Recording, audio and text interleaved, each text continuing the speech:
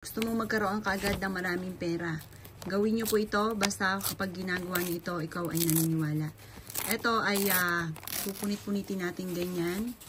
Kailangan yung presensya natin, yung spirit natin, yung hudab ng ating pong mga kamay ay maramdaman ng papel.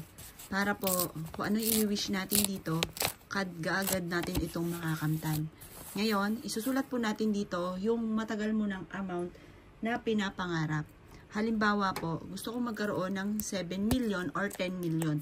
Nasa inyo kung ano po, kung magkano amount na gusto po ninyo. Sabihin nyo po, ay gusto ko magkaroon ng 7 million. Pagkatapos po nyan, gawin nyo po ito ay umaga. Huwag kayong gagawa ng hapon. Tapos,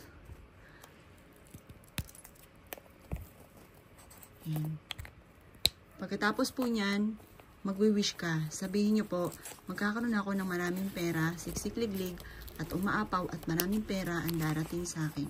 Ganyan ang mga pagwi-wish ng walang gamit na sana, direct to the point. Naniniwala ka sa kakayahan ninyo. Magwi-wish po kayo.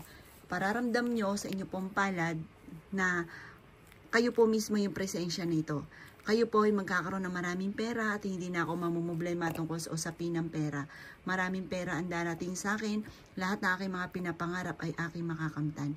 Hindi na ako muli pa mamumblema tungkol sa pera. Maraming pera ang darating sa akin. Ganyan ang mga pagwi-wish, kaliwat kanan.